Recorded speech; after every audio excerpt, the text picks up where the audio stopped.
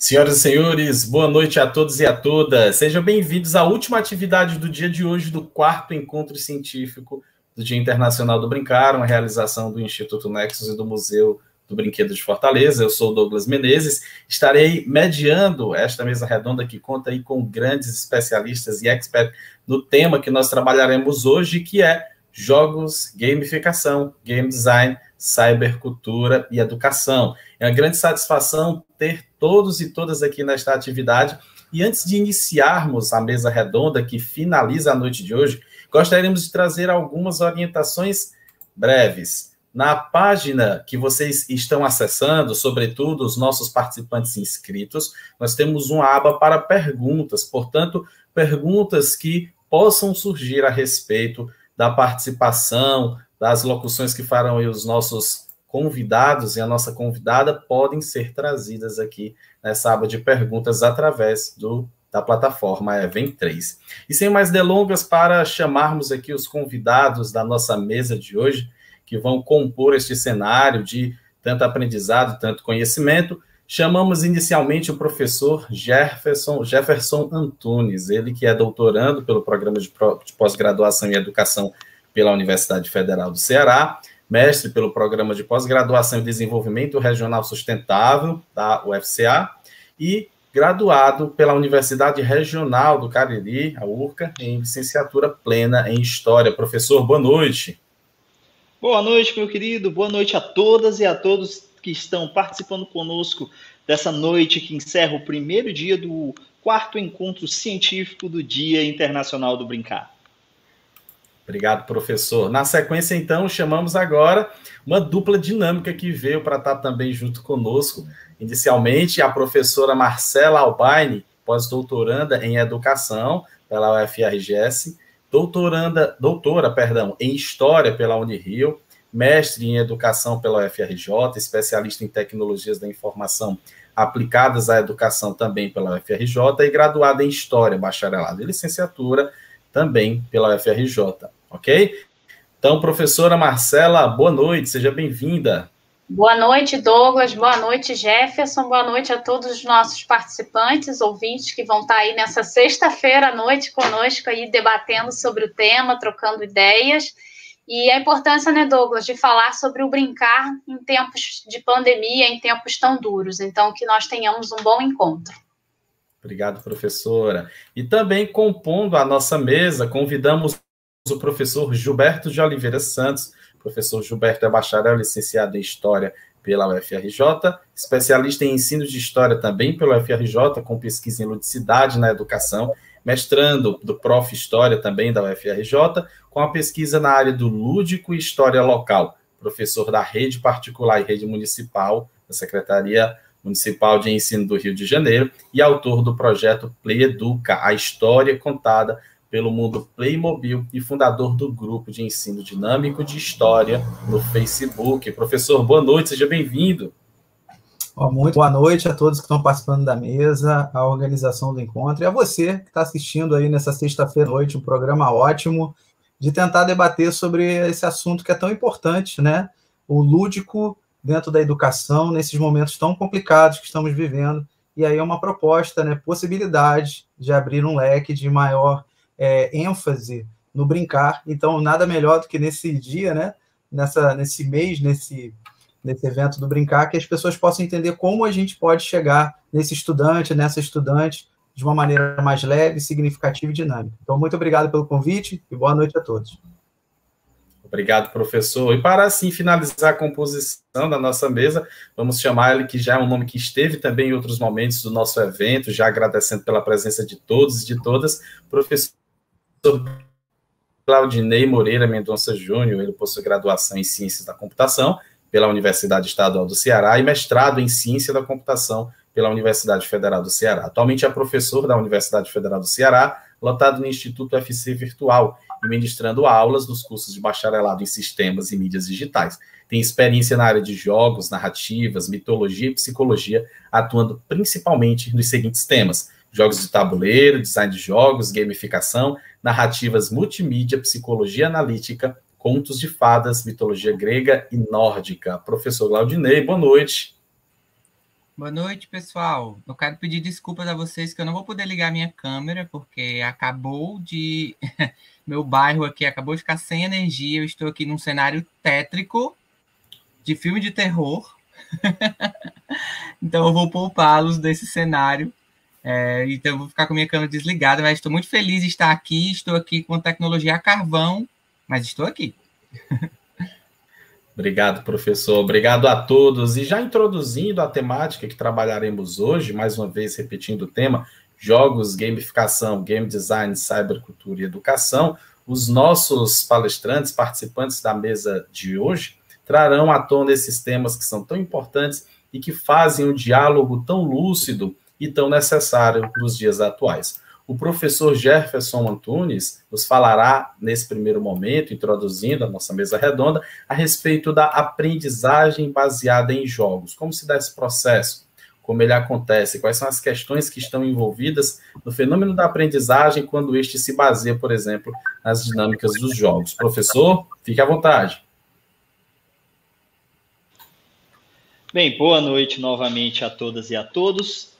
É um enorme prazer sempre estar no Encontro Científico do Dia Internacional do Brincar e nesses vários encontros que são promovidos pelo Instituto Nexus.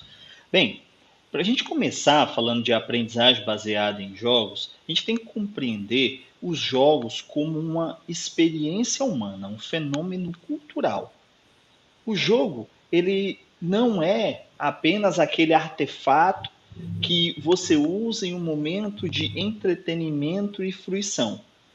Ele é, em si, obviamente, um artefato, mas ele pode ser utilizado por pessoas reinterpretando esse artefato. A interpretação do que é um jogo, certo, faz parte, inclusive, das correntes que estudam os jogos, tanto jogar como experiência lúdica, o artefato em si, mas também a interpretação que as pessoas fazem sobre os jogos. E estudar jogos na educação, aplicar jogos na educação, não é um fenômeno novo. Certo? Nos anais da Academia Inglesa de Antropologia, de 1887, aparece uma das primeiras referências sobre a aplicação de jogos na educação, onde se fala o quê? Se fala que a ideia de trazer os jogos para o espaço de sala de aula, ela é muito interessante porque as pessoas podem aprender brincando. Isso todo mundo já ouviu. É uma frase bem idealista, porque a ideia é que o jogo é algo ideal, mágico, e um momento de fruição. Mas o jogo não é só isso. Essa é uma camada superficial. Isso é estética. O jogo é muito mais que isso. As pessoas que se debruçam sobre esse conceito de aprendizagem baseada em jogos, a aplicação de jogos na educação, certo? Vão pensar os jogos, então, como uma oportunidade de aprender. O jogo, ele vai oferecer desafios que podem ser utilizados em sala de aula para instigar as pessoas que participam. E eu não estou falando só em instigar estudantes. Estou falando em instigar também professores e professoras, uma vez que a aplicação de jogos ela requer também, por parte de professores e professoras, um repertório de jogos, conhecer jogos. Muitas vezes nós temos uma espécie de problema que ocorre em todo o mundo e o Brasil não é exceção. O jogo ele acaba sendo uma vitrine de conteúdo, ou seja, as pessoas pegam o jogo para apenas lidar com conteúdo, certo? Isso é uma das facetas possíveis, mas que ela é extremamente limitada. Afinal, qual a diferença entre você ensinar uma tabuada usando um dominó e uma folha de papel, num slide, num lápis? Certo? O conteúdo está lá. Você mudou a forma, você ressignificou a forma. Mas nós temos oportunidades muito maiores do que essa. E quando eu digo que nós temos um problema com isso, é porque a maioria dos jogos que são produzidos por professores e professoras toma essa base, o conteudismo. Utilizar o jogo como uma plataforma para embelezar o seu conteúdo. Isso é muito pouco no universo dos jogos. Quando nós pensamos o jogo, ele é desenvolvido, ele é construído por pessoas que são conhecidas como game designers, certo? Designers de jogos. E essas pessoas, elas vão pensar o jogo como muito mais do que isso. E aí eu estou falando de jogos de computador, estou falando de jogo de tabuleiro, estou falando de jogos de RPG.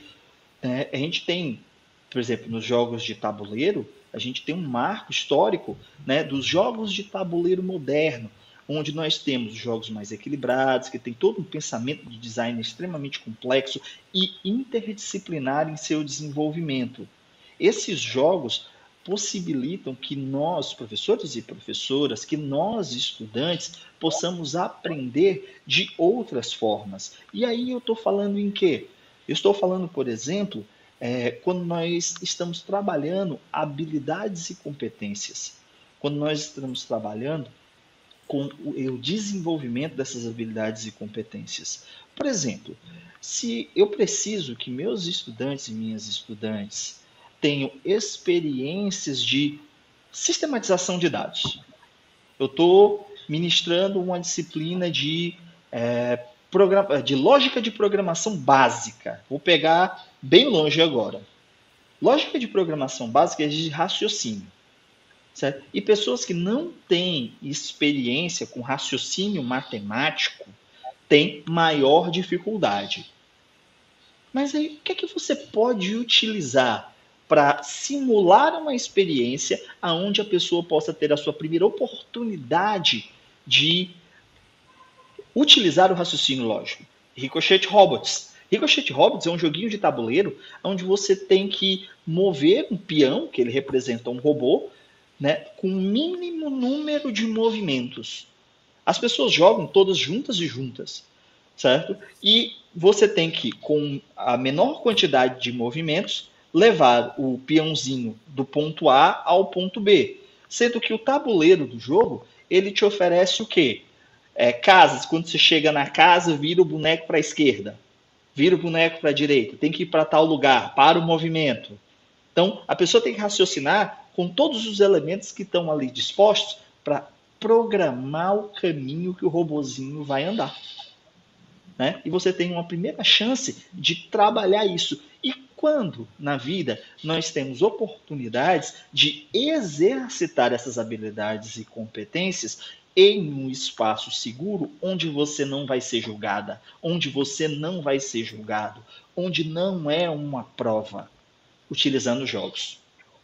Essa é uma das formas que nós podemos pensar os jogos na educação. É justamente a ideia de que os jogos, eles são desenvolvidos com um objetivo, que pode ser interpretado e reinterpretado pelas pessoas que jogam dentro do fenômeno de jogar, certo? Então, é dessa livre associação entre as pessoas que vão surgir as oportunidades de aprendizado, construída sempre através de um repertório de jogos. Quanto mais nós jogamos e quanto mais jogos nós conhecemos, certo? Mais oportunidades, mais janelas vão se abrir para que nós possamos explorar os jogos de forma criativa em sala de aula. Como eu disse, o conteúdo é uma das facetas, é a faceta mais usada, mas quando nós pensamos nas necessidades de desenvolvimento que exigem, né, da nossa atividade docente, nós temos que pensar e conhecer nossos estudantes e nossas estudantes. Uma outra coisa interessante é você utilizar jogos para reforçar, mais uma vez, habilidades e competências, reforçar saberes que são necessários como uma espécie de reforço escolar. Nós sabemos, né, tem um estudo de Seul que é bem interessante, que vai dizer que o reforço escolar faz uma enorme diferença, principalmente quando esse reforço é no contraturno.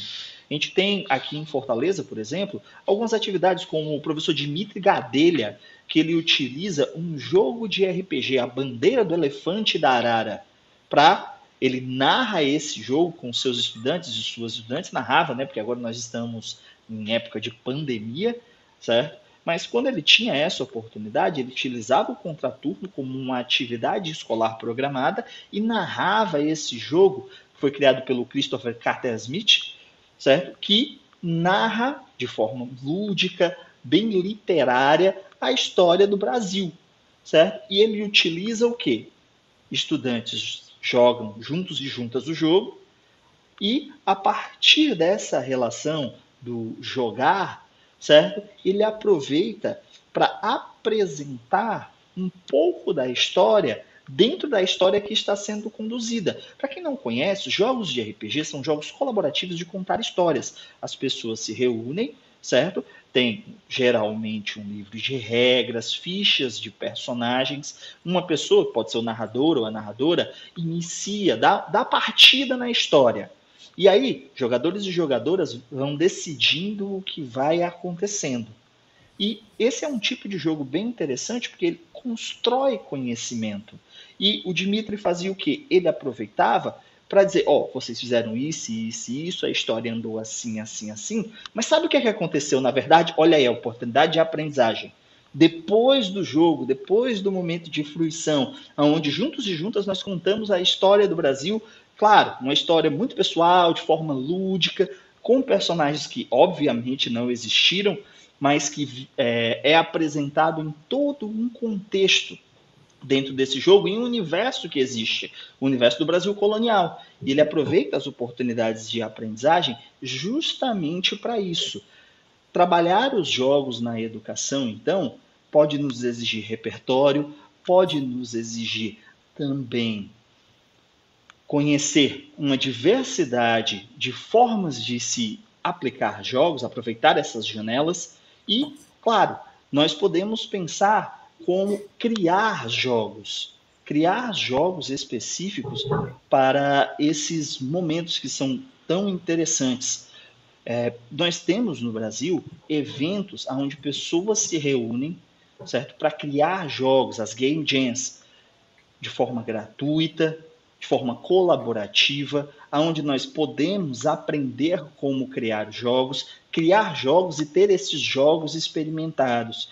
Nós, quando falamos de jogos, geralmente nós pensamos ou pegar um jogo pronto ou adaptar um jogo. E normalmente o jogo que é adaptado é um baralho, um dominó ou um jogo de trilha. Tipo um banco imobiliário, tipo um jogo da vida. A pessoa faz o quê? Pega o conteúdo, taca dentro do jogo, chacoalha bem muito a massa para o conteúdo caber. A regra, a parte do objetivo do jogo, o que é aquele artefato, não importa. Ele é um suporte para que meu conteúdo seja estabelecido apenas por ele. Isso é válido? Sim, claro, obviamente. Eu não estou aqui para estar dando regra, certo? Mas o que eu estou dizendo essa é uma experiência pobre, né? Esse trabalho que você tem em adaptar esse jogo, ele pode ser muito melhor utilizado quando existe um pensamento de design por trás, quando tem um objetivo na produção daquele jogo, quando você pensa nas pessoas que vão jogar aquele jogo. E é por isso que nas atividades baseadas em jogos é tão importante conhecer design de jogos, uma vez que o design de jogos é o que nós utilizamos para desenvolver os jogos. Existem, obviamente, cursos, manuais, existe graduação em design de jogos, certo? Existem vários cursos aí online, certo? Mas todos voltados ao desenvolvimento desses artefatos, que podem ser físicos, né? Como jogos de tabuleiro, podem ser jogos de RPG também, e claro, sempre podem ser jogos eletrônicos. Eu acho que no Brasil a gente tensiona pouco, inclusive, o uso de jogos eletrônicos em sala de aula. Uma experiência, por exemplo, que eu realizei foi a utilização do jogo Cities Skyline em sala de aula. Eu estava ministrando uma disciplina de gestão de serviços públicos na Universidade Federal do Cariri. E aí o que é que acontecia nessa disciplina? Eu tinha necessidade, né, em um dado momento, de explicar zoneamento, como funciona o plano diretor de uma cidade e o que é um zoneamento e como ele funciona. O que é que eu fiz? Eu peguei o Cities Skyline, certo? Que é um jogo de construção de cidade nos moldes do SimCity, coloquei no meu computador, projetei a tela, certo? Só que eu ia jogar e mostrar para eles como é que o jogo funcionava, vou explicar zoneamento. Muito bonito para minha cara, né? O que é que eu fiz então? Eu criei papéis de personagens. Eu criei um jogo dentro do jogo. Então, cada pessoa recebia um papel, e aí tinha funcionário público, tinha vereadora, a gente tinha também membros e membros da sociedade civil, de ONG, político externo com interesse, e cada pessoa recebia um papel explicando qual era o seu personagem e qual o objetivo desse personagem. Era distribuído de forma aleatória, certo? E aí, o que acontece? Eu apresentava o jogo e a gente estava numa plenária para decidir o que é que ia ser feito numa cidade. É uma experiência de administradora pública. Né? A necessidade da participação social para a construção de políticas públicas. Eles tiveram essa experiência simulada, ao mesmo tempo que essa experiência era utilizada para deliberar o que é que eles iam fazer na cidade. Então, eu disse, pessoal, vocês têm que fazer o zoneamento, a zona comercial, a zona industrial, a zona residencial. Certo? Onde é que vocês querem que eu coloque as zonas? Aí, qual o tipo de energia vai ser colocada na cidade? Certo? E aí, eles tinham que decidir na medida que o jogo estava rolando. Então, tinha uma decisão colaborativa a ser tomada, certo? Tinha que mediar aí as contradições entre as pessoas, né? Isso tudo auto-organizado, eu apenas controlava o jogo, propus a atividade, certo? Que utilizou jogos em sala de aula. E eu não trabalhei só os conteúdos. Puxa, mediação de conflito. Estava lá, elas tiveram uma experiência de mediação de conflito em grupo.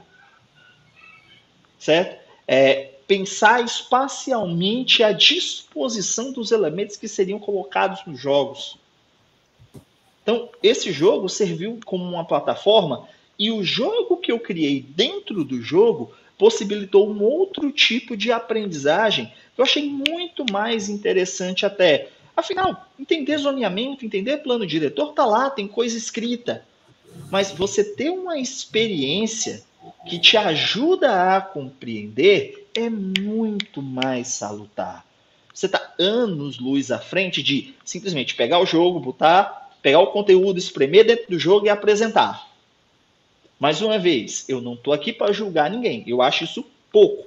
Se você, professor, professora, já se dispõe a criar jogos, investir o seu tempo, e nós sabemos que o tempo de professores e professoras, principalmente nessa época de pandemia, é caro, raro e difícil. Mas se você, de boa vontade, se dispõe, quem sabe, um pensamento de design de jogos, conhecer um pouco sobre design de jogos, talvez te auxilie a criar jogos ainda mais fantásticos, que tragam melhores resultados e que possa ser um produto muito pessoal, criado por uma experiência personalizada, mas que possa ser difundido. E aí você tem o espaço das Game Jams, você tem grupos de criadores e criadoras de jogos no Brasil, e aí jogos analógicos, jogos digitais. A gente tem cursos, inclusive vários cursos gratuitos, certo? Então, o que é que eu quero recomendar a todas e a todos que desejem aplicar jogos na educação?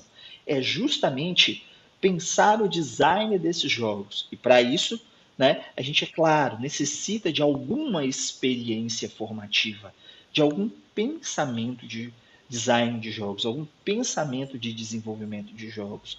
Se você colocar, né, no Google, design de jogos, livro, você já vai encontrar algumas referências. Como livro, eu recomendo As Regras do Jogo, da Kate Salen, do Eric Zimmerman. É um livro muito bom, tem vários volumes. O primeiro volume já te dá uma boa ideia sobre esse universo. A gente tem muita coisa no YouTube, certo? Que vai tratar de desenvolvimento de jogos. A gente tem lá as mídias digitais com o professor Glaudinei. O professor Glaudinei é um astro do desenvolvimento de jogos analógicos, lá com o pessoal do IGRJ, certo? Minha dissertação no mestrado, eu desenvolvi um jogo a partir da realidade da minha instituição, apliquei e validei, né, como um instrumento de pesquisa, uma pesquisa baseada em design de jogos, certo? Então, antes da gente ir para a gamificação, antes da gente ir para a aplicação de jogos, antes da gente adaptar jogos para as nossas salas de aula, vamos pensar um pouquinho no design de jogos e a importância disso para que os nossos jogos aplicados em sala de aula, usados em dissertação, os jogos que estão nos nossos repertórios e nas nossas vidas sejam ainda mais fantásticos e significativos para as suas estudantes e para os seus estudantes. Boa noite, pessoal. Obrigado, professor. Preciosas considerações. Enquanto o senhor falava, eu também, eu que sou um desses que está tentando, está acompanhando aí a gamificação nessa perspectiva da vivência e da pesquisa, lembrava do que fala o professor João Matar, né, que também é um outro pesquisador que vai trazer reflexões a respeito da gamificação. O nosso papel enquanto professor é tomar a dimensão de um curador, né, um curador de experiências. E aí o Scott Rogers também vai falar isso numa das obras sobre design de game, que eu também aprecio igualmente, a capacidade de nós criarmos uma ambiência por aquilo que é proposta do design, né? Então, são reflexões realmente muito lúcidas, professor. Muito obrigado por essas considerações. E agora passamos adiante, ainda na nossa mesa redonda, com a professora doutora Marcela Albani e o professor Gilberto de Oliveira Santos, que trarão reflexões também muito importantes sobre a leveza de aprender brincando digitalmente. Vetores lúdicos no ensino de história. Professora, professor, fiquem à vontade, o espaço é de vocês. Então, boa noite a todos. Só confirmando, Douglas, se vocês estão visualizando os slides e se também estão me ouvindo, tudo certo? Pronto, visualizamos o slide agora, professor. Todos me ouvindo, ok? Muito obrigado também, boa noite. O slide então, aparecendo aqui direitinho.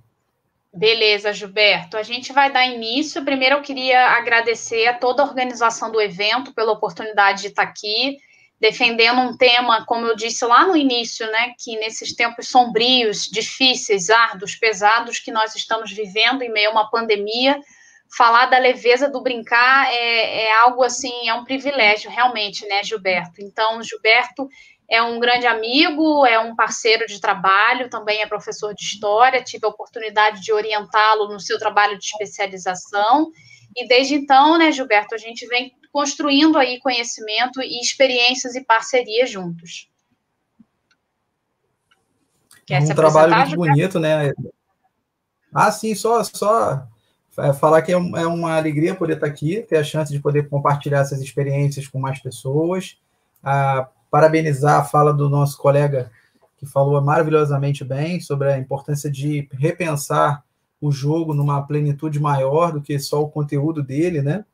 E eu espero que a nossa fala ajude também nesse processo, mostrar caminhos para esses professores na educação básica e até mesmo em outros campos da educação, né? Ensino superior, ensino técnico, porque o céu é o limite. Exatamente.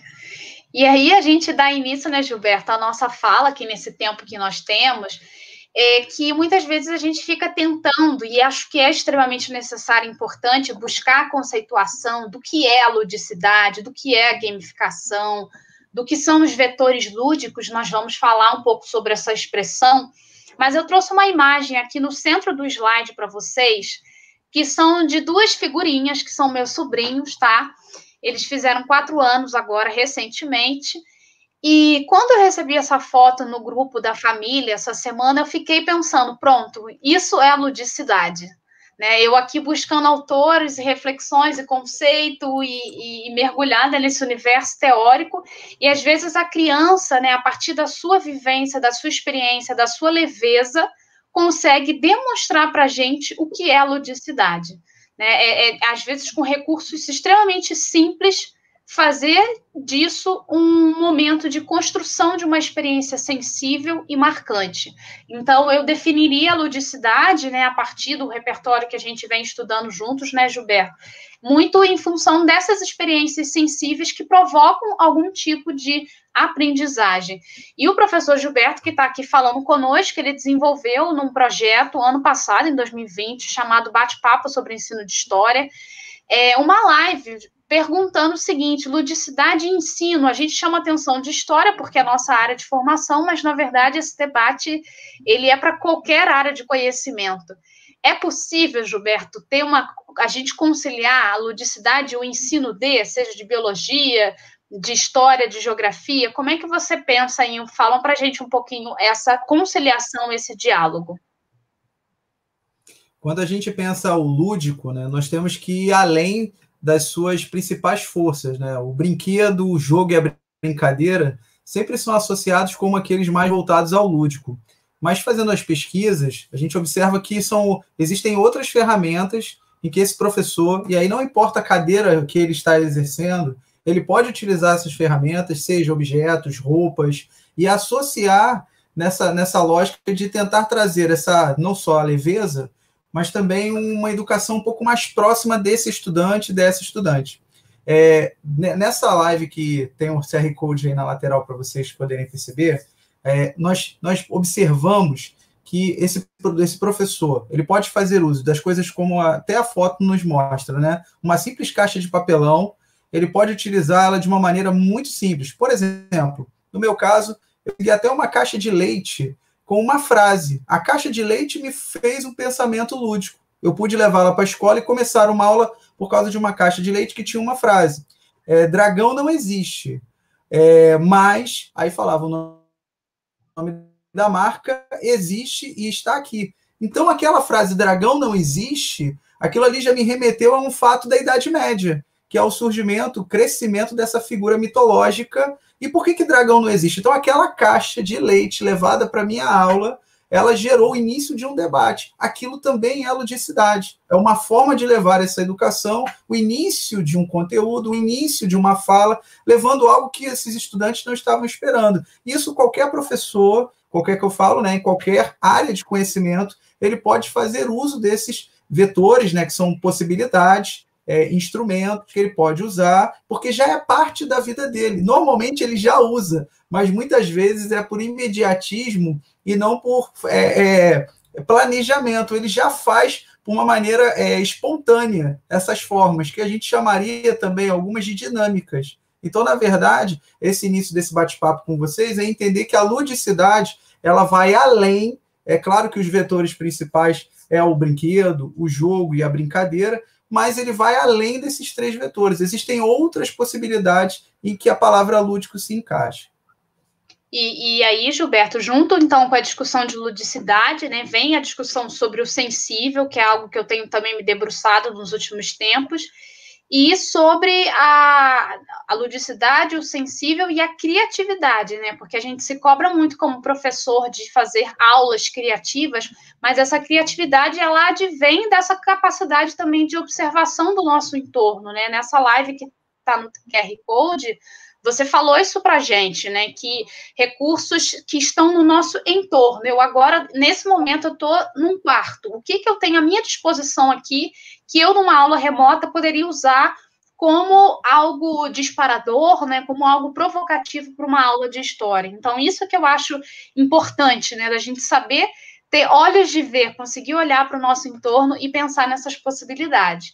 E aí os colegas da mesa também vamos, né, todos aqui falar um pouco sobre esse debate, né, da gamificação em si, e a gente julgou importante, a gente achou importante trazer o conceito do que se trata da gamificação, porque isso vem sendo muito falado, mas muita gente me pergunta, tá, mas o que é gamificar em si, né? Gamificar significa utilizar mecânicas, estéticas e pensamentos baseados em jogos para engajar pessoas, motivar ações, promover a aprendizagem e buscar também a resolução de problemas.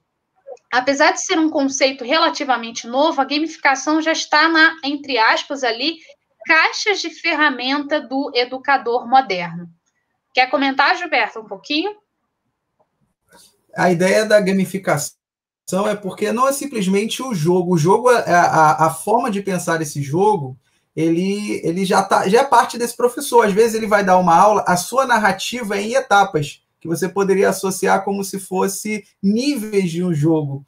Às vezes ele vai deixar pistas para os seus estudantes até o final da aula poderem achar as respostas. Então, às vezes, a sua fala ela pode ser gamificada. Como o professor falou anteriormente, o professor Jefferson, existem várias maneiras de você pensar essa gamificação sem ser dentro de um jogo. Você pode pensar porque fora da nossa fora do espaço escolar, a nossa vida ela está associada com várias questões da gamificação. objetivos, metas. A gente, infelizmente, né, na sociedade que vivemos hoje, em busca das recompensas. Então, a gente vê penalidades, a gente tem as penalidades que os jogos também têm. Então, são as experiências que os jogos também trazem, que esse professor, por isso que ele já está na caixa de ferramentas, porque, teoricamente, muitos já fazem, mesmo não percebendo, porque já é parte da sua prática, a forma de relacionar com a sociedade em que vivem, a região onde moram, ou a escola, né, onde elas se encontram, e, claro, a necessidade que está ali naquele momento da aula. Então, a gamificação a gente fala, né, que é um termo um pouco amplo, ele é vasto e, claro, ele também é complexo. Então, não é simplesmente uma caixinha fechada para definir o que é gamificação. É uma forma maior e a nossa fala pode ser gamificada, as nossas ações podem ser gamificadas e, claro, você pode criar um arcabouço para a sua aula dentro de um jogo, qualificando o jogo, como o professor Jefferson falou, adaptando o jogo já existente com aquilo que você quer falar. E aí vem, né, dentro desse universo semântico, algumas expressões, né, regras, objetivos, etapas, valores, né, valoração, desafio, narrativa, que é outra palavra aí, é primordial para nós, professores de história, cooperação, recompensa, emoções, né, eu gostava muito, dando aula na educação básica, de trabalhar isso com os alunos, o que o jogo desperta em você? Ansiedade, tensão, como é que o jogo toca você? E aí a gente queria fazer esse convite, né, Gilberto, para quem está nos assistindo, comentar aí no chat, conta para a gente como é que vocês se sentem quando vocês jogam, ou quando vocês eram criança, quais eram as emoções, as sensações que vocês tinham quando vocês jogavam, aquele nervoso que dá, a vontade de avançar.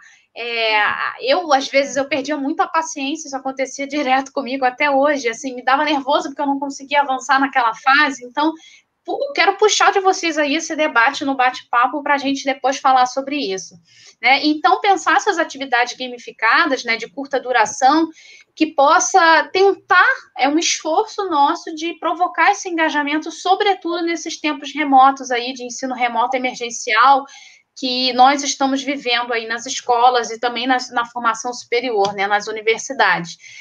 A partir de recursos que nós tenhamos condições de trabalhar e de levar para essa realidade de ensino, né? Eu deixo aqui também o convite para quem quiser depois, tá no QR Code.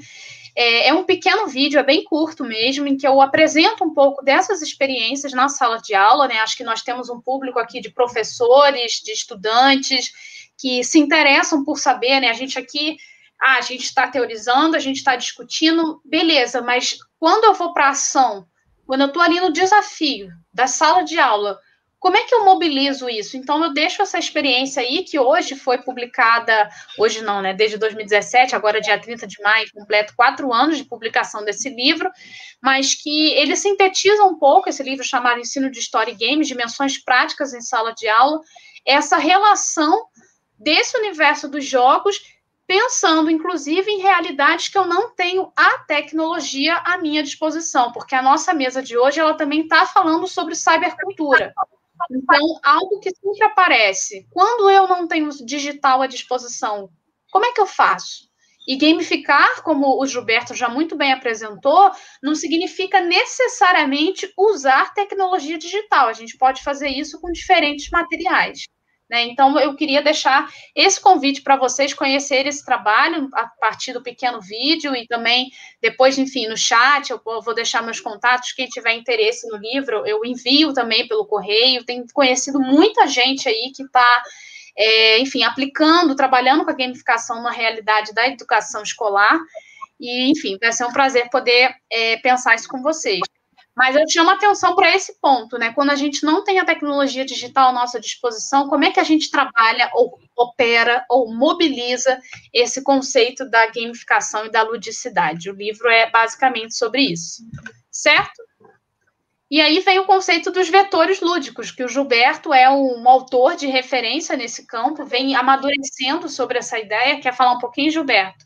E pensar também, já encaminhando aqui para o nosso andamento aqui da nossa fala, algumas possibilidades práticas para quem pergunta o que fazer, como fazer. O vetor lúdico é um pensamento da... Estão me escutando? Me escutando? Sim, perfeitamente. A ideia de vetor lúdico, né? Eu peguei isso da física, né? Foi uma fala dentro da minha banca de avaliação da especialização, e eu gostei muito dessa fala.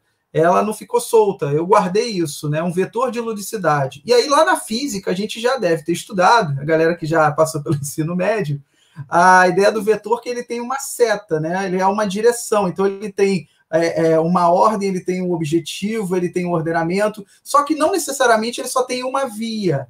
O vetor, na ideia, é o que sai do professor, vai para esse estudante, e também o inverso, que vem desse estudante para o professor, que, teoricamente, se a gente parar para analisar, é o nosso dia a dia. Aquilo que nós falamos, aquilo que nós fazemos impacta as pessoas, positivamente, negativamente, e dentro de uma sala de aula, os professores, naquilo que eles se propõem a fazer, eles geram esse impacto, né? Como se a minha fala chegasse nesse estudante. Então, esse vetor de ludicidade pode ser, por exemplo, uma bola aquela de aperto de fisioterapia, mas é um planeta. Eu posso jogar essa bola para as pessoas na sala de aula e falar que o planeta cabe na palma da nossa mão, para iniciar, por exemplo, uma aula de grandes navegações. E falando nisso, a gente às vezes tem um barquinho em casa, daqueles de enfeite, e levar para mostrar a vela triangular, que ela, na verdade, é uma das grandes contribuições das grandes navegações, né? É a forma de entendimento, porque o navio consegue navegar muito melhor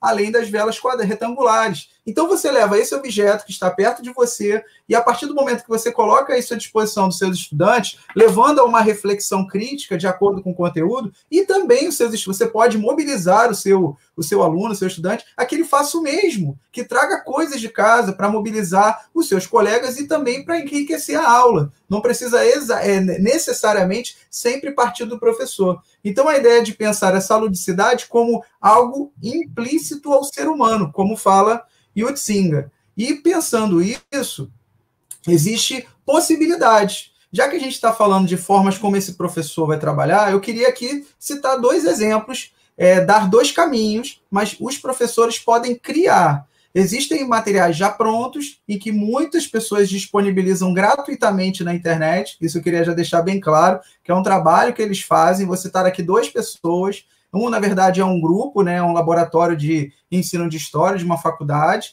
e o outro é um professor brasileiro, em que ele se dedica a fazer mapas mentais, ele se dedica a criar jogos a partir de PowerPoint, e simplesmente ele doa isso, né, para outros professores gratuitamente, de uma maneira para enriquecer as aulas dos colegas. Então, assim, eu queria que vocês pudessem perceber que são possibilidades, mas existem outras. Você pode pensar um RPG, uma trilha, uma cruzadinha, um caça-palavras. No momento da sua aula online, você poder compartilhar a sua tela e mostrar aos seus estudantes, ou deixando no momento assíncrono, né, numa plataforma, ou enviar num grupo do WhatsApp o arquivo, naquele contexto que você consegue se inserir com o seu estudante nessa maneira remota emergencial. Eu não sei como está a sua escola, eu não sei como está o acesso com o seu estudante, com a sua turma, a quantidade de estudantes em cada turma, eu não sei como você está aí, mas eu sei que está difícil, que você está aflito e angustiado. Eu sei, porque eu também estou na minha rede particular e também na minha rede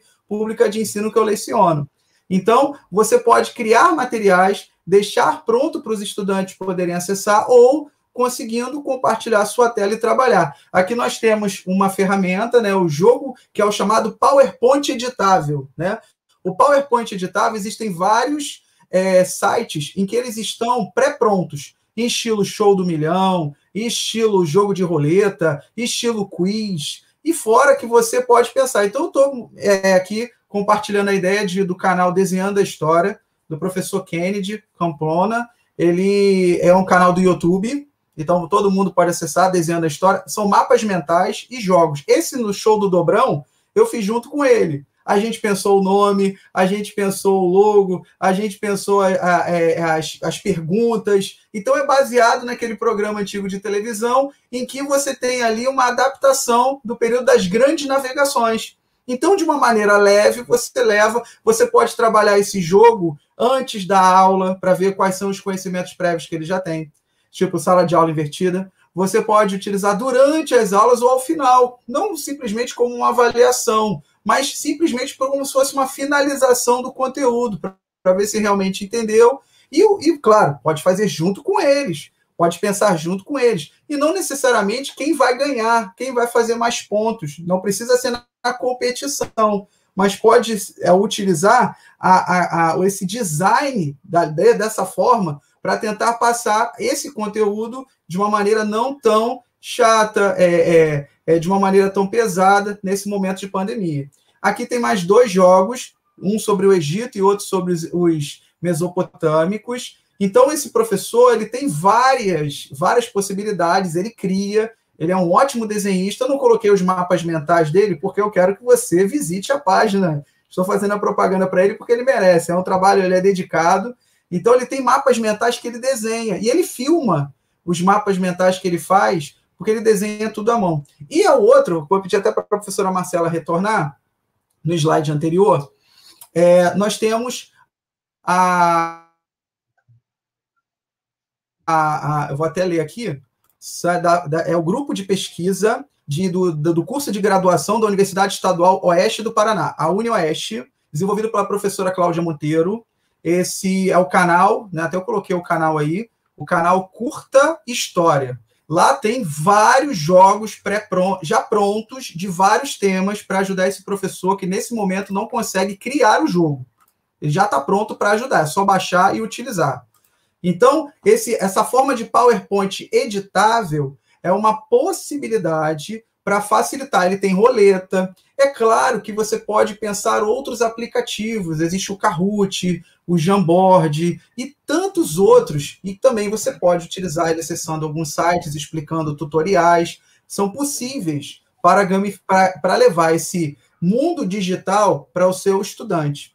E tentar, de uma certa maneira, não gastar tantos dados, que é um dos grandes problemas que nós temos hoje.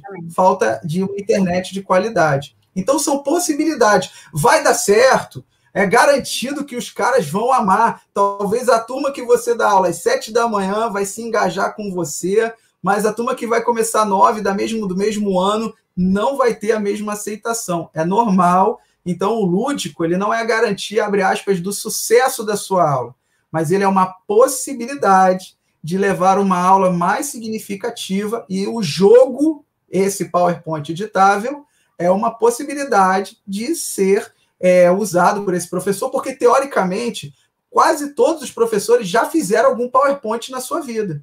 Então, o PowerPoint editável, ele tem animação, você vai escolher as imagens, você vai escolher o tema, mas o esqueleto dele já está pronto. Você só encaixa o que você quer. E depois, quando finaliza, ele está pronto para ser trabalhado. Ele leva um tempo para ser feito, porque depende do que você se propõe a fazer, da forma que você quer fazer, e isso aqui é o bacana. Não existe nada engessado, não existe nada engessado no lúdico. A forma como eu vou trabalhar esse barquinho pode ser totalmente diferente, que a professora Marcela tem um igual, e ela vai querer trabalhar esse barquinho na aula dela de grandes navegações. Mas talvez a forma que ela vai trabalhar é totalmente diferente da forma que eu fiz. Então, essa é a alegria do lúdico, de poder ele ser eu não gosto de chamar de ferramenta, porque parece que você usa quando você quer. O lúdico já está implícito na minha fala, nos meus gestos, na minha forma de comparar com a realidade. A minha narrativa, tudo isso é lúdica. A minha fala é lúdica, minha ação é lúdica, meus objetos que eu levo, aquilo que eu proponho é lúdico. E, claro, se eu propor um jogo, ele também será lúdico. Um brinquedo, né, levando um brinquedo, o Playmobil é um dos que eu mais gosto de levar, também será lúdico. Ou uma brincadeira que você programe na sala de aula, ou no espaço escolar, ou no mundo virtual. Como resultado, aí tem Pode falar, uma intervenção rápida, que o grande convite que a gente quer fazer, já se caminhando aqui para o final, é que todos e todas aqui presentes se permitam essa ludicidade, porque isso é um exercício, né? Como eu apresentei ali a foto dos meus 2 sobrinhos, que me mostraram de uma forma simples, sensível, o que é ludicidade, a gente se permitir essa leveza, né? Eu também gosto da sua fala, quando você trouxe na live, né, que a gente entra numa loja de brinquedo, a gente está aqui no nosso dia a dia, a gente se permitir ser lúdico no cotidiano, porque quando eu estou pensando como professora para criar atividades que sejam lúdicas, eu preciso fazer esse movimento na minha vida, no cotidiano, né, no básico ali do dia a dia. Então, é um grande convite que a gente se permita vivenciar essa ludicidade para que a gente tenha ideias criativas e efetivas para a escola, né, para a realidade escolar, seja na instituição escola ou em outros espaços de produção de conhecimento também, né? E os resultados que a gente tem, já fechando, Douglas, aqui a nossa fala, né, é essa possibilidade, o Gilberto já apontou isso, não estamos sendo taxativos, dizendo que isso vai funcionar em todas as realidades educacionais, mas existe ali a possibilidade dessa maior participação, maior engajamento, maior interação entre os estudantes e com os estudantes. Esse aspecto da criatividade, da análise, da aplicabilidade dos conteúdos. A nossa discussão aqui não está jogando fora os conteúdos, mas esses conteúdos eles passam a ser meio e não um fim em si mesmos. E perceber, como o Gilberto falou, que esse que a gente trouxe e outros vários vetores lúdicos podem ser usados nas aulas de história, de biologia, de matemática, de arte. Isso não é uma discussão restrita, mas ela é uma discussão ampla. E quer falar no final ali, Gilberto, gerar os novos saberes e a parte também da aprendizagem mais concreta, mais significativa. Acredito que a ludicidade, como a professora Marcela, o professor Jefferson já falaram, elas são possibilidades concretas. É algo concreto, não é abstrato, é concreto, que ajuda esse professor. É uma frase que eu sempre digo, que é para entender bem o que é lúdico. O que eu tenho na minha casa que eu possa levar amanhã e dar uma boa aula de história? O que eu tenho à minha disposição? Não é o que eu preciso gastar. Não é necessário gastar dinheiro. O que eu tenho... Então, a caixa de leite veio um insight na minha cabeça de poder usar.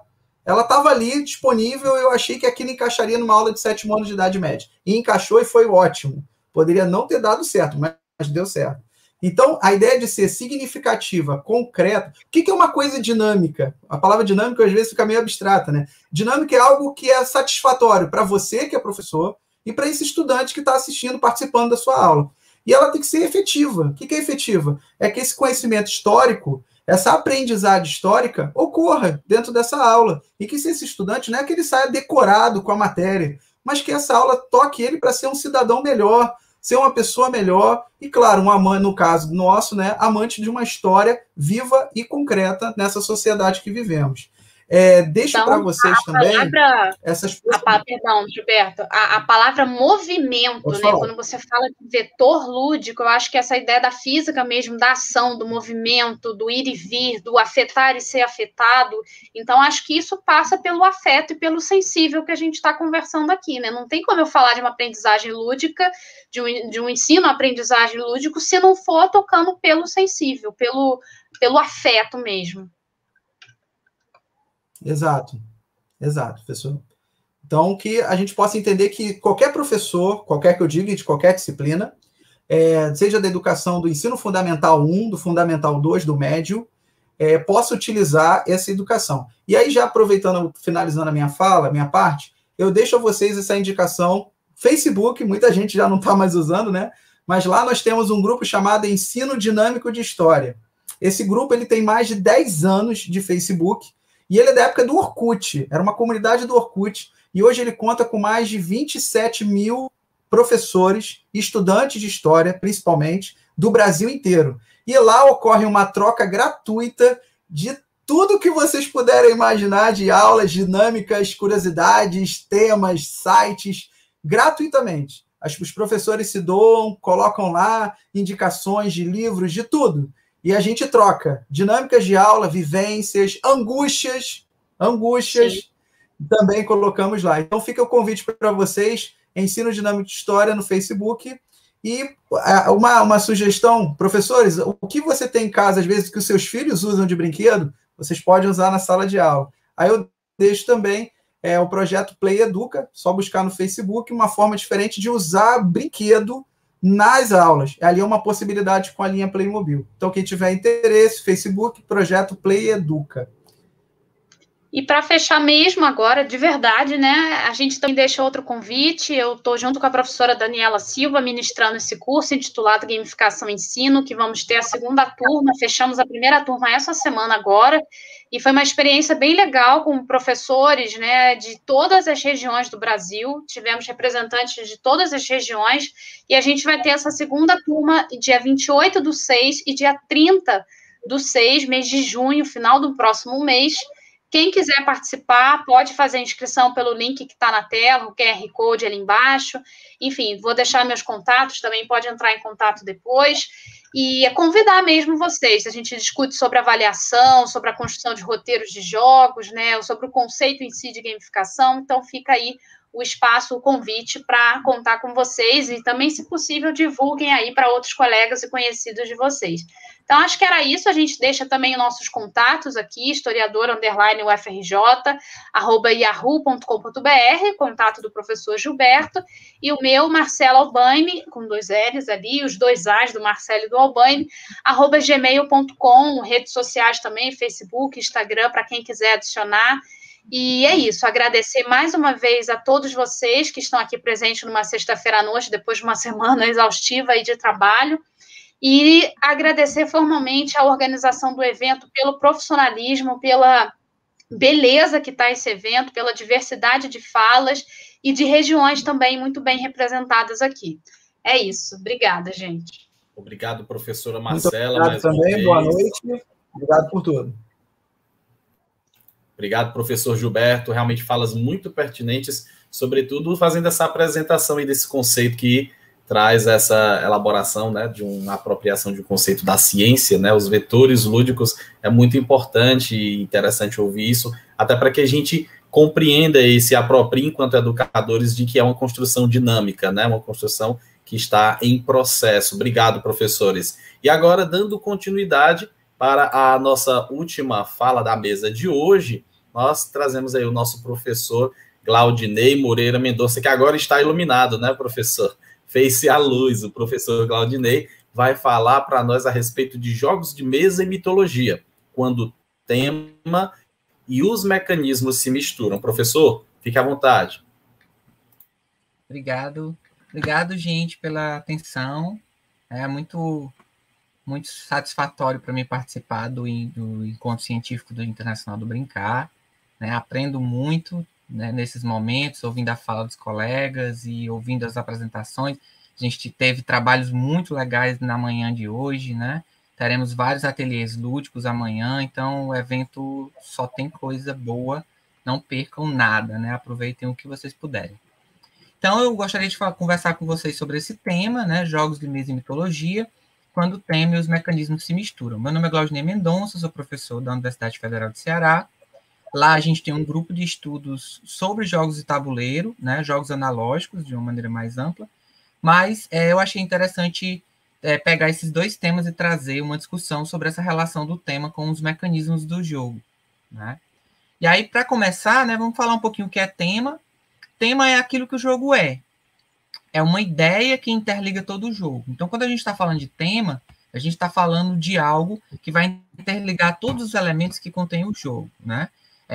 É ideal e é interessante que esse tema seja unificador, ou seja, que ele sirva para definir o que entra no jogo e o que não entra no jogo, né? Então, o tema normalmente é o seu norte, que vai guiar os elementos que vão compor e que não vão compor o jogo, e a gente sempre busca um tema ressonante, um tema que nos impacte, que nos chame a atenção, né? Um tema que nos atraia enquanto jogadores, né? No caso aí falando do contexto do jogo.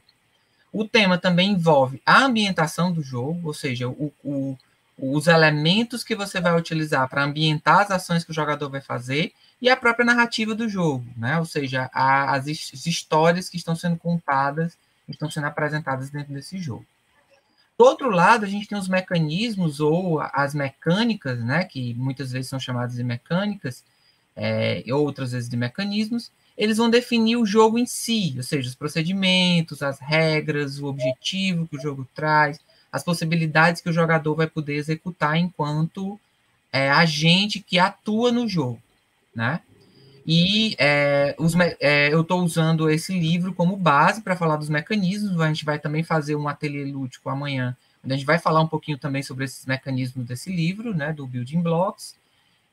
E a ideia desse livro é trazer esse conjunto de ferramentas, os mecanismos como um conjunto de ferramentas para o processo de criação de jogos. Ele apresenta 13 categorias e no total de 184 mecanismos que são elementos que você pode utilizar para compor o seu jogo e para criar e definir as ações, os critérios de final de jogo, a estrutura do jogo, a ordem de turno e vários outros elementos que o jogo possui. Aí, falando desses dois extremos, né, mecanismos e tema, só para a gente entender um pouquinho de que o jogo não necessariamente precisa ter os dois, ou precisa ter os dois na mesma intensidade, né? Então, falando um pouquinho sobre isso, a gente tem, por exemplo, no extremo, onde o mecanismo é algo mais importante, você tem os chamados jogos abstratos, são jogos onde a temática ela não importa, né? Ou seja, a história, a ambientação, ela não é, às vezes, sequer definida, né? E mesmo assim é um jogo válido, porque ele vai focar exatamente nos mecanismos, no funcionamento, como o jogo funciona, né? Aí a gente, seguindo, né, na direção do tema, a gente tem os jogos quase abstratos, que são jogos que possuem um tema, mas que esse tema ele não é relevante para o desenvolvimento do jogo. A gente tem os jogos que a gente chama de jogos temáticos, que é o tipo de jogo que eu vou me ater mais hoje, que são os jogos onde vai utilizar esse tema para definir, inclusive, quais mecanismos o jogo vai trazer, ou seja, o tema vai ser um elemento mais relevante e ele vai, de certa forma, nortear o desenvolvimento do jogo, né? Eu acredito que seja, inclusive, um estilo de jogo que é muito interessante para a área da educação, né? E a gente tem os jogos orientados à narrativa, que aí o foco é total na temática, na narrativa, no desenvolvimento da narrativa, na evolução dos personagens, na história que está sendo contada, né? Só para a gente dar alguns exemplos, aqui a gente tem um exemplo de um jogo de tabuleiro que é abstrato, né? O Blocos, ele só tem 3 regras, e ele não tem uma temática envolvida, você não tem uma justificativa de por que você está inserindo essas peças no tabuleiro. A justificativa é puramente mecânica, né? Existem 3 regras, o jogador tem um objetivo e ele vai tentar alcançar esse objetivo seguindo as 3 regras do jogo. Um jogo que a gente considera que é quase abstrato, o Biblios, ele é um jogo que tem uma temática, ele traz uma temática de um monastério, onde você está colecionando livros antigos e relíquias e artefatos, mas, na verdade, na prática, essa temática ela é pouco explorada no jogo. É um jogo que, normalmente, você se esquece de falar da temática quando você está explicando as regras do jogo, porque a temática ela é totalmente descartável. Eu posso simplesmente tirar essa temática dos monastérios e dos livros, dos artefatos, e ambientar em outro contexto que o jogo vai funcionar do mesmo jeito, né? Aqui a gente já tem um exemplo de um jogo temático, é um jogo que foi desenvolvido, inspirado numa série de TV chamada Battlestar Galactica, e à medida que você joga o jogo, você se sente nesse universo do Battlestar Galactica, onde você tinha aquela questão dos Cylons, né, que eram infiltrados junto dos humanos, tinham pessoas que não sabiam que eram Cylons, né, elas achavam que eram humanos, mas, na verdade, elas eram robôs disfarçados. Então, essa paranoia que a série trazia, né, de quem é Cylon, quem é humano, né, e as pessoas que não sabiam que eram Cylon, isso está representado no jogo. Você sente essa tensão quando você joga o jogo. E aí a gente vê aí que a temática é algo mais importante, é algo que realmente traz para a gente uma sensação de estar vinculado dentro daquele universo, que o jogo, dentro daquela proposta temática que a série trazia para a gente. Então, esse é um jogo que dificilmente você consegue, por exemplo, trocar o tema, colocar um outro tema, porque as mecânicas do jogo, elas remetem a essa experiência que está vinculada a essa temática. E no outro extremo, né, a gente tem os jogos orientados a narrativas. Eu trouxe o exemplo do Gloomhaven. É um jogo extremamente narrativo, muito longo, com várias campanhas, personagens que você evolui, né? O jogo se modifica à medida que você vai jogando, e aí já são jogos que realmente a temática é totalmente o foco principal, né? Então, eu quis trazer essa gradação para mostrar para vocês essas várias possibilidades que os jogos de tabuleiro podem assumir, e a gente, quanto propositores de jogos, a gente pode também olhar para a temática e desenvolver essa temática de uma forma mais elaborada dentro dos jogos que a gente cria, né? E aí, outro conceito que eu queria trazer para vocês, que eu acho interessante, é o conceito de jogos paratextuais, é um conceito do Paul Booth, que ele traz nesse contexto de jogos que se baseiam em uma obra original, né, que ele chama de texto original, e que ele pode se basear nesse texto original de diversas formas, né? De uma forma mais próxima desse texto ou menos próxima, né? E aí ele vai dizer que os jogos que estão mais distantes são aqueles jogos que só usam elementos, né? Então é um jogo que usa a ambientação de um livro ou de uma série ou de um filme, mas se você olhar as mecânicas do jogo, essas mecânicas elas são genéricas, elas são inclusive mecânicas de outros jogos que usam outras temáticas. Então, a temática não é tão forte, o texto original não é tão relevante. Já você tem os jogos de perguntas e respostas, que é normalmente a maneira mais usual que a gente encontra de inserir um conteúdo dentro do jogo, né? A gente pensar num jogo de perguntas e respostas e botar as perguntas e as respostas daquela temática, daquele objeto original, daquele texto original dentro do jogo.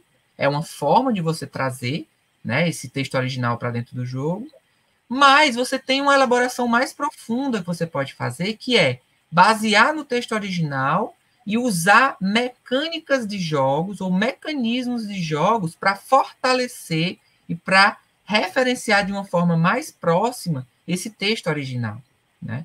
E é exatamente essa reflexão que eu quero trazer hoje para vocês, né? Muitas vezes a gente pega uma mecânica de um jogo já pronta e a gente só reveste essa mecânica de uma temática, ou de um assunto, ou da minha matéria que eu quero passar, né? Mas será que se a gente pegar a matéria que eu quero trabalhar e pensar no jogo a partir dessa matéria, será que eu não consigo criar um jogo onde essa temática, onde esse texto original, onde esse objetivo original desse conteúdo, ele está mais envolvido dentro do texto, né? Onde existem mecânicas que realmente favorecem aquele assunto que quer ser trabalhado, né? Essa provocação que eu quero trazer hoje para vocês. Aqui são alguns exemplos. A gente tem o exemplo do Monopoly. Ele é um jogo que as mecânicas são as mesmas, mas você tem diversos Monopolies. Esse é o exemplo do Game of Thrones, onde ele só empresta alguns elementos do universo do Game of Thrones, né? Mas a mecânica do jogo ela não tem relação com o Game of Thrones. Você não se sente dentro do universo do Game of Thrones, né? Você se sente tocando esse universo porque tem lugares semelhantes, personagens semelhantes, elementos semelhantes, mas ainda é muito distante, né, desse universo. Aqui um exemplo de jogo de perguntas e respostas, que aí você tem uma imersão maior nesse conteúdo, né, porque você se envolve nas perguntas, nos contextos e nas respostas dadas. E você tem os jogos onde a temática está mais envolvida, né? Esse é um exemplo de um dos melhores jogos que eu considero que soube trabalhar a temática. Guerra do Anel é um jogo inspirado na obra do Tolkien, né, no Senhor dos Anéis, e você se sente dentro daquele universo da Terra-média, você controla os personagens do jogo, você vê eventos que acontecem no jogo, acontecendo de forma diferente, porque é um jogo, né, interativo. Então, de repente, o Gandalf, nessa vez que você jogar, não vai virar o branco, vai continuar sendo cinza, né, por questões de jogo. E é interessante exatamente você ver essas releituras, essas repossibilidades dentro desse universo do Senhor dos Anéis, né? Então, esse é um jogo que a temática foi o elemento principal, os livros do Tolkien foram a base, né, a origem do jogo, e todos os mecanismos que tem no jogo, eles refletem características do universo do Senhor dos Anéis. E quando você joga, você se sente envolvido dentro daquela narrativa. E aí, para dar um exemplo mais concreto, eu peguei um jogo, né, o Yggdrasil. Foi um jogo lançado em 2011, a idade mais ou menos 13 anos, 75 minutos de tempo de jogo. É um jogo cooperativo, que joga até 6 jogadores, desenvolvidos pelo Lefebvre e Rabelino, da editora Zima, né? E aí ele tem essa temática de mitologia nórdica. Então, eu trouxe esse jogo para mostrar para vocês essa relação entre a temática e os mecanismos, né? Então, as mecânicas do jogo e essa temática de mitologia nórdica que o jogo utilizou, né? Na minha opinião, isso é um jogo que bebeu muito bem dessa fonte, né? Desse texto original que é a mitologia nórdica, né? Os relatos que a gente tem na mitologia nórdica. E eu gostaria de trazer só um gostinho dessa análise para vocês, devido ao tempo, né, eu vou me ater a algumas características e fazer essa relação com a mitologia nórdica para vocês verem como a mitologia nórdica foi utilizada como origem, né, das mecânicas e do funcionamento do jogo, tá? Então, aqui só uma pequena descrição de como é que o jogo funciona. Ele é um jogo cooperativo, os jogadores assumem papel de deuses da mitologia nórdica, né, e vão lutar contra determinados seres opositores a esses deuses, né, monstros, outras divindades, gigantes e outros personagens que na mitologia nórdica são personagens que vão se opor aos deuses no Ragnarok, né? Nesse jogo, você tem que impedir a invasão desses opositores à terra dos deuses, né, Asgard, e vocês vão, em conjunto, trabalhar nessa resistência, né, de impedir que esse exército inimigo entre dentro de Asgard, a terra dos deuses. Tá? Aqui, só a critério de curiosidade, são todas as mecânicas que a gente encontra no jogo, todos os mecanismos que tem no jogo, pelo menos os mecanismos identificados por mim, né? Eu trouxe só por curiosidade, a gente não vai entrar em detalhes sobre isso, né? Mas eu vou focar em 2 mecanismos principais, que são os pontos de ação e os poderes variados, né? E, novamente, também fazer um recorte sobre isso, porque também, devido ao tempo, a gente não vai poder se aprofundar muito, né? Então, com relação às ações do jogo, cada jogador ele tem direito a fazer 3 ações na sua vez, e as ações do jogo, elas são relacionadas com os 9 reinos, os 9 mundos nórdicos, né? Na mitologia nórdica, a gente tem a Yggdrasil, que leva o nome do jogo. A Yggdrasil é a árvore dos mundos, é uma grande árvore onde todos os mundos estão sediados, e nessa grande árvore existem 9 mundos. E em cada mundo inspirou uma ação do jogador. Então, Asgard é onde você vai lutar contra os inimigos, né? O Asgard é o mundo dos deuses Aesir, que é o panteão principal de deuses nórdicos, e lá os inimigos vão invadir, você vai ter que impedir. No Ragnarok não é assim, né? No Ragnarok eles vão lutar em outro lugar, mas o jogo achou mais interessante levar esse confronto para dentro de Asgard. E aí é uma coisa que eu quero chamar a atenção, que não necessariamente você precisa ser fiel a esse texto original, né? Você pode brincar e transformar esse texto, e como o próprio professor Gilberto falou, né? E o Jefferson falou, você pode depois contextualizar, né? Olha, no jogo tá dessa forma, mas na história ou na mitologia, né? Aconteceu de outra forma. Então você pode também trabalhar com informações que não são exatamente iguais ao conteúdo que você está adaptando, né? Se for interessante, você fazer essa adaptação, né? No caso do jogo, eles acharam que era interessante. Midgard é a terra do nosso mundo, né? Onde a gente vive, e lá os jogadores podem coletar vikings para lutar junto com eles nessa guerra. Nidavellir é a terra dos anões. Os anões, na mitologia nórdica, são conhecidos como seres que constroem grandes coisas, né? Que fabricam belas coisas. E aí o jogo tem artefatos que ajudam os jogadores a lutar contra os inimigos. Então, para você conseguir os artefatos, você tem que ir no mundo dos anões e fazer a ação do mundo dos anões. Alfheim é a terra dos elfos. Lá você coleta elfos para lutar ao lado dos deuses, né? Isso é um elemento que não está muito presente na mitologia nórdica. Os elfos não se envolvem nas batalhas dos deuses, mas o jogo achou interessante trazer isso para dentro do jogo. Niflheim é o mundo das trevas, né? Muitas vezes relacionado com o mundo o mundo dos mortos também, mas o mundo dos mortos é Helheim. No jogo você pode trocar fichas, né? E aí não tem relação com a mitologia, né? Mas tem a relação de que Niflheim é um mundo de névoas, um mundo de trevas, um mundo onde as coisas não são claras, né? Porque tudo é muito oculto. Então, nesse mundo é possível trocar fichas entre os jogadores, né? Então, essa é a ação que esse mundo disponibiliza. Helheim, o mundo dos mortos, é onde eu consigo repor vikings, onde eu consigo levar vikings de volta para Midgard, para que eu possa recrutá-los novamente para o combate, né? E aí essa ideia de ir ao mundo dos mortos e trazer os mortos de volta à vida, que os deuses podem fazer. Muspelheim é o mundo das chamas, ou o mundo dos gigantes de fogo, e o jogo vai trazer isso da mitologia para dentro do jogo, né? Você consegue remover gigantes de fogo que estão em Midgard. Então você retira esses gigantes que atrapalham os jogadores, retiram eles e devolvem eles para o seu mundo de origem.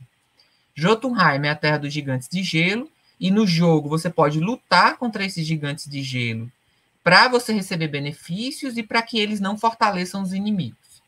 E Vanaheim, que é a terra dos deuses Vanir, que é uma outra categoria de divindades da mitologia nórdica, lá você pode realizar uma determinada ação específica de um conjunto de ações que tem lá. E a expansão do jogo, ela trouxe uma 10ª ação, que é o transe, que não tem relação com os mundos nórdicos, né, porque veio na expansão, mas eu achei legal falar para vocês da existência dessa ação, porque a gente vai ser útil para a gente entender o próximo assunto que a gente vai falar. Então, aqui é um exemplo do tabuleiro do jogo. O tabuleiro foi inspirado nas artes que a gente tem sobre a Yggdrasil, né? E aí a gente tem representado os 9 mundos, né? Da mitologia nórdica. Em cada lugar desse mapa, né? Em cada um desses lugares, você faz uma ação diferente. Então, o jogo não somente se utilizou do aspecto visual dos mundos da mitologia nórdica, mas também se utilizou das características desses mundos para definir as ações que os jogadores podem fazer. Outro elemento que tem no jogo é os poderes variados, né? Os deuses, cada deus tem uma habilidade especial, uma habilidade própria dele, né? Um poder que ele pode fazer, e quando ele entra em transe, ele dá um poder para os outros jogadores, né? Por isso que eu coloquei aí a ação de transe, para vocês entenderem por que essa coluna de transe está aí nessa tabela, né?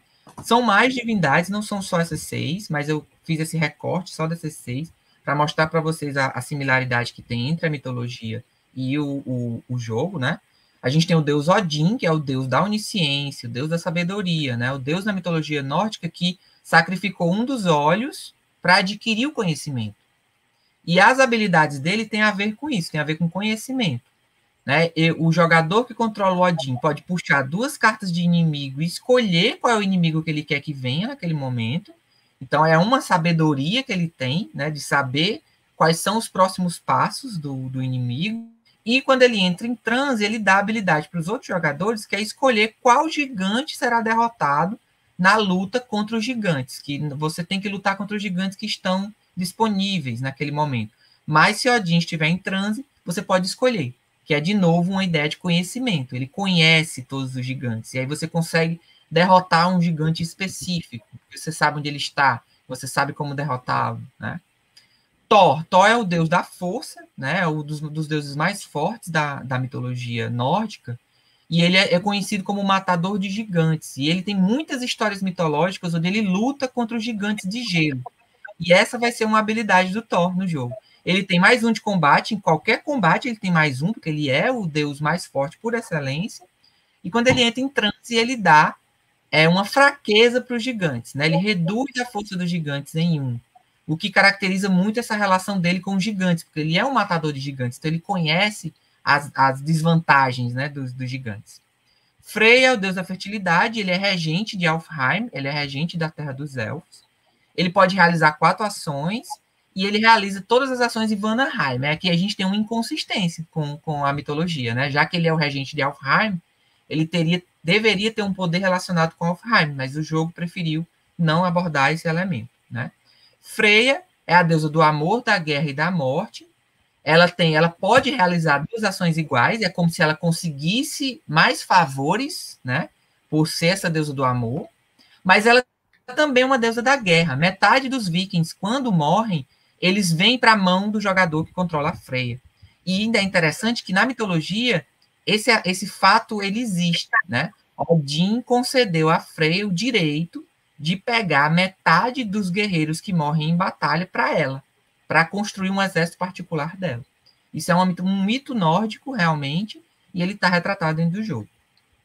O Tyr é um deus da guerra, né? É o deus mais relacionado com a guerra, e as 2 habilidades dele têm a ver com guerra. Ele lança o dado 2 vezes e escolhe o melhor resultado. O dado é um elemento que é utilizado em combate, e quando ele entra em transe, você só descarta vikings depois do resultado do dado, ou seja, você economiza fichas de vikings, que é como se fosse uma estratégia de combate, que faz com que menos guerreiros morram naquele combate. E o Heimdall é o guardião dos deuses, né? Dito na mitologia nórdica que ele tem uma visão, que ele consegue enxergar tudo nos 9 mundos, E por isso ele tem essa habilidade de coletar 4 vikings em vez de 3. Ele tem essa habilidade de conseguir enxergar todos os guerreiros e conseguir catalogar esses guerreiros de uma forma mais eficiente. Tá? Então, isso foi só uma pequena amostra.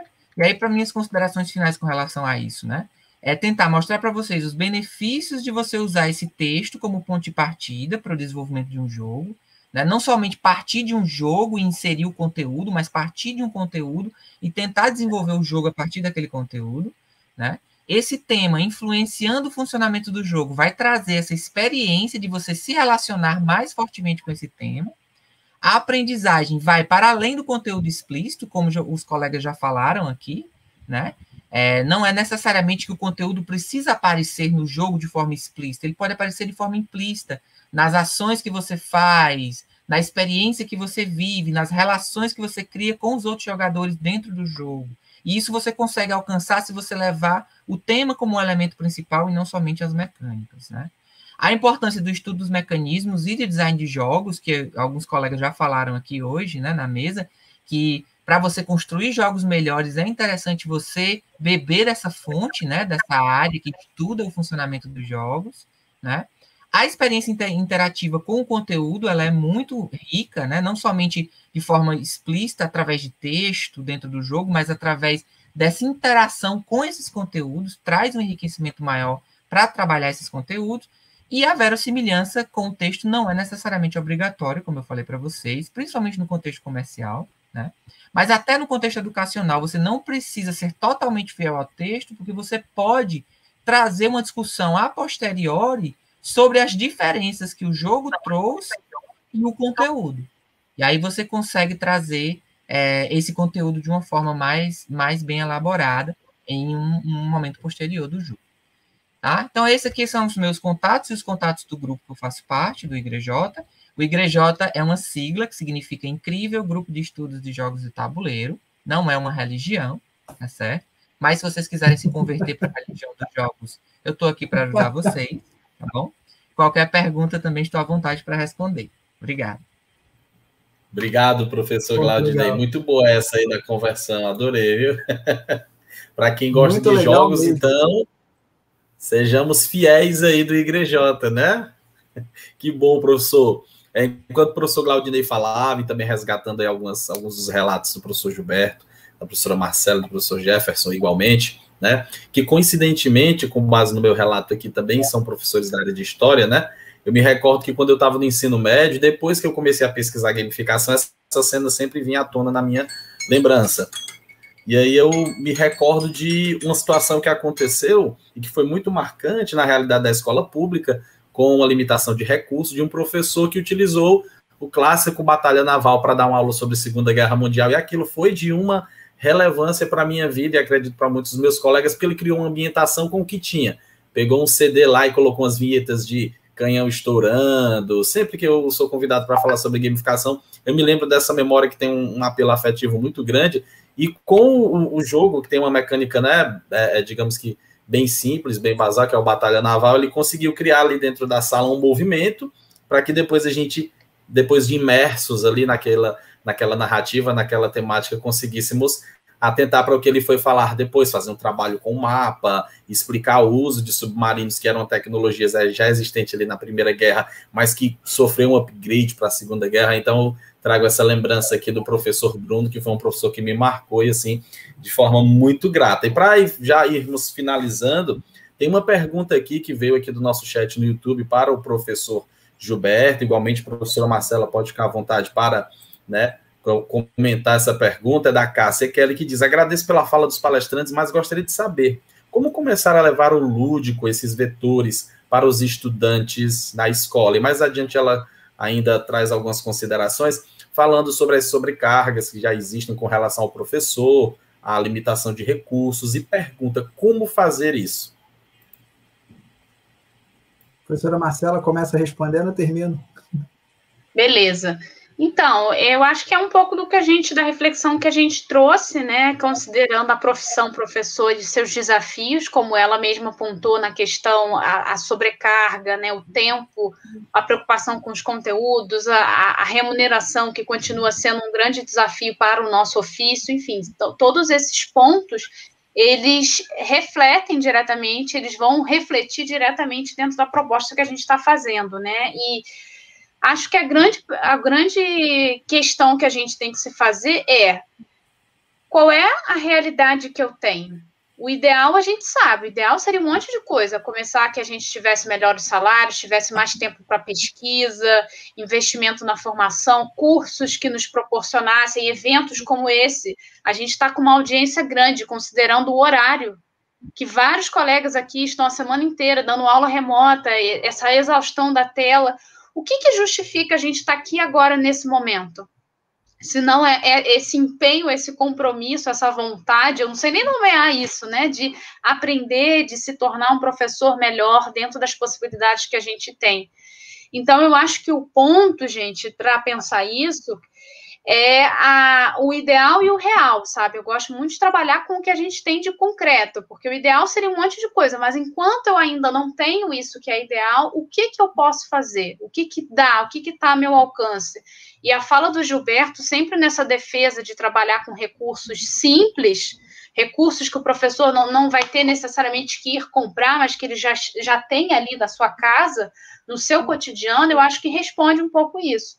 Né? E deixo mais uma vez, Kelly, o convite para conhecer o trabalho do ensino de Story Games, dimensões práticas em sala de aula, que aqui é muito rápido, né, o nosso bate-papo, mas no livro eu aprofundo um pouco isso, eu mostro um pouco, né, como a gente pode trabalhar com caneta e papel, recursos simples, focando no roteiro do jogo, na construção da narrativa, enfim, então fica o convite para que você, se interessar, a gente possa trocar ideias depois sobre essa produção que está no livro de ensino de Story Games. Gilberto? Completando o que a senhora falou, só fechando, a sua realidade da sua turma. Acho que seria legal você conversar com seus estudantes. Seja de maneira remota, o grupo do WhatsApp, a forma que você tiver. A gente tem o ensino remoto emergencial de forma síncrona, né? Seria aula online. E tem também o assíncrono, que você deixa lá e só fica interagindo por comentário, por resposta e pergunta dos estudantes em aplicativos, né? Aqui na Prefeitura do Rio de Janeiro existe um aplicativo, então o estudante, a maior parte deles interagem só escrevendo. Raramente conseguem ver o professor, porque nem sempre está disponível online, por causa dos problemas tecnológicos, acesso.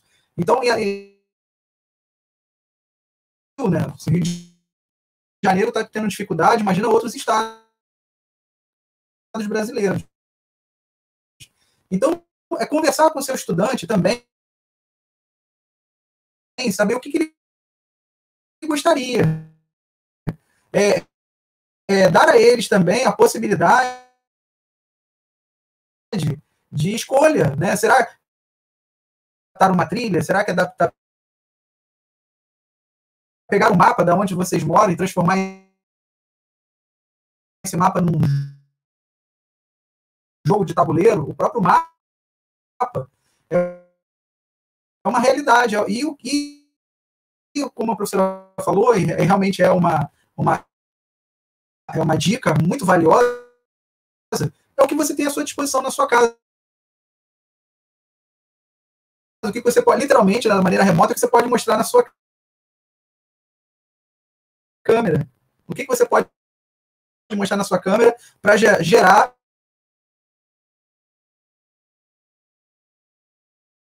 uma compreensão mais efetiva daquele conteúdo que você está querendo apresentar, além de só falar além de só que eu falo, né, que é o recurso mais básico, né, é colocar um PowerPoint em texto estampado na sua tela. Ir além disso, pensar jogos que estão disponíveis na rede, joga no Google mesmo, pesquisa jogos interativos, jogos de história, se for pessoa de matemática, jogos de matemática, jogos em PowerPoint, cruzadinhas. Então, assim, existe muito material pronto, já que a internauta, a colega perguntou sobre os professores que não têm tempo de produzir. Então, infelizmente, não vai ser alguma coisa minha, inédita. Se você não tem tempo de produzir, você pega algo já pronto e que você acha que seus estudantes vão ter uma facilidade de manuseio. Agora,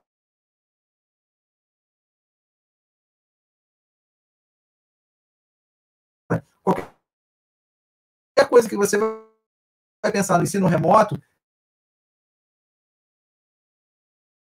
tem que ser uma coisa curta. No ensino remoto não pode ser uma coisa longa de 20 minutos, um jogo de meia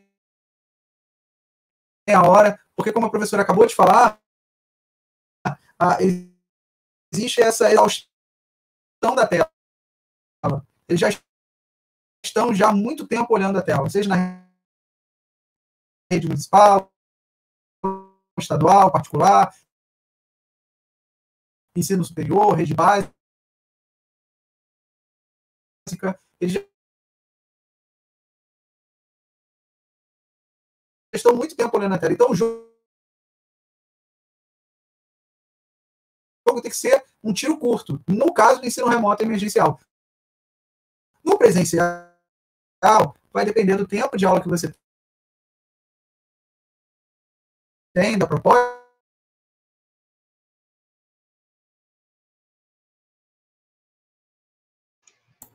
Professor, nós estamos com um problema, acho que devido à conexão, a sua comunicação está cortando.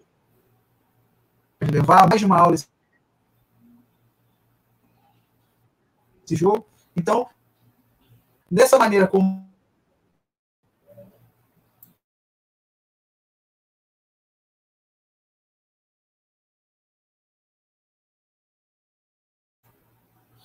Professor, o senhor nos escuta? Pronto, acho que nós estamos com um problema aí na conexão com o professor Gilberto, mas depois, né, a gente pode ver se ele consegue retomar. Temos aqui mais uma pergunta, já para a gente ir encaminhando. Essa vai para o professor Glaudinei, já voltada aí para a temática que foi abordada, do Carlos Eduardo, que está nos acompanhando através da plataforma Even 13. Ele pergunta o seguinte: o que gera adesão ao público? É muito mais uma temática com apelo emocional ou um mecanismo inovador, professor?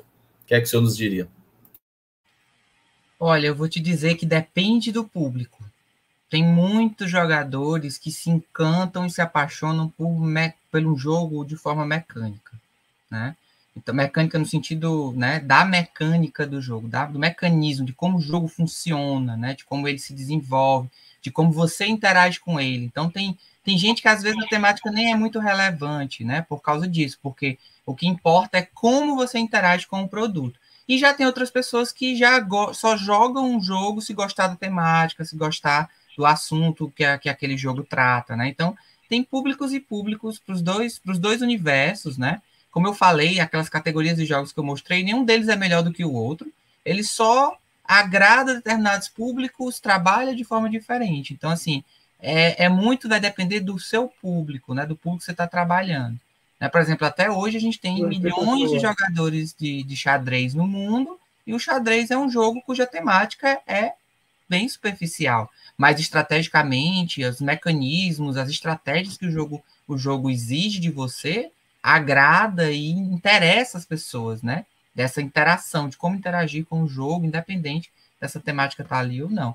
Então depende muito, depende do público, né? E ainda bem que a gente tem públicos variados para gostar de tudo, né? Porque aí você tem chances desses jogos diferentes e de você criar um jogo com uma ou outra abordagem e agradar e trazer e conseguir envolver pessoas.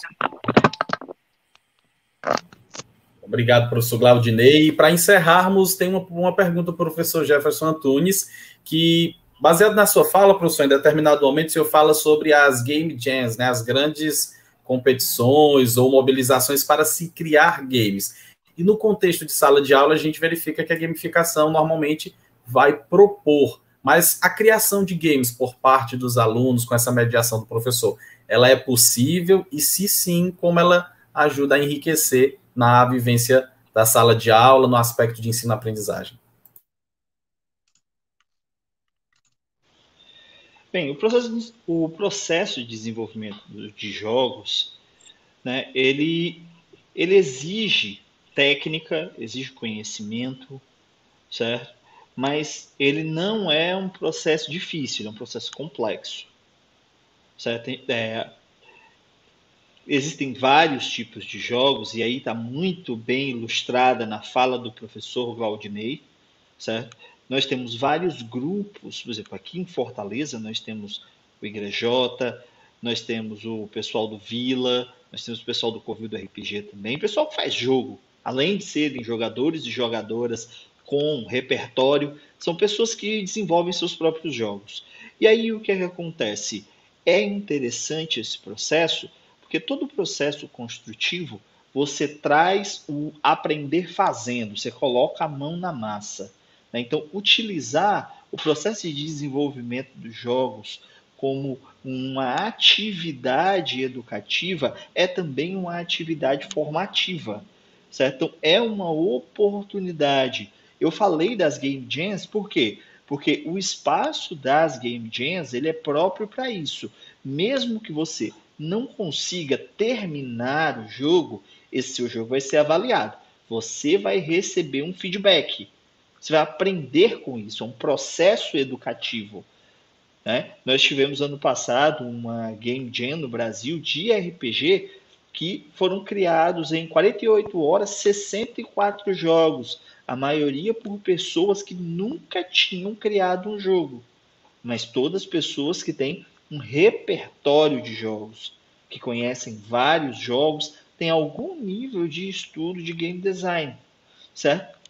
E pelo que eu vi, o pessoal teve gente da banca que gravou um vídeo para cada jogo que avaliou e mandou para a pessoa. Tu imagina tu receber um feedback desse num processo educativo. Certo? Você faz um texto, seu professor, sua professora grava um vídeo e manda para você, explicando os pontos fortes, os pontos fracos, o que ficou legal. Né? Isso seria um sonho. E aí a gente vê isso acontecendo dentro, né, de um processo de desenvolvimento de jogos gratuito. O evento era completamente gratuito. Certo? E foi uma experiência que eu assisti, eu não pude participar, né, mas eu assisti essa experiência, eu achei riquíssima e vi que tiveram várias outras. E quem sabe, professores e professoras, né, em parceria, principalmente em parceria com outras pessoas que desenvolvem jogos, fala com o Glaudinei aí, certo?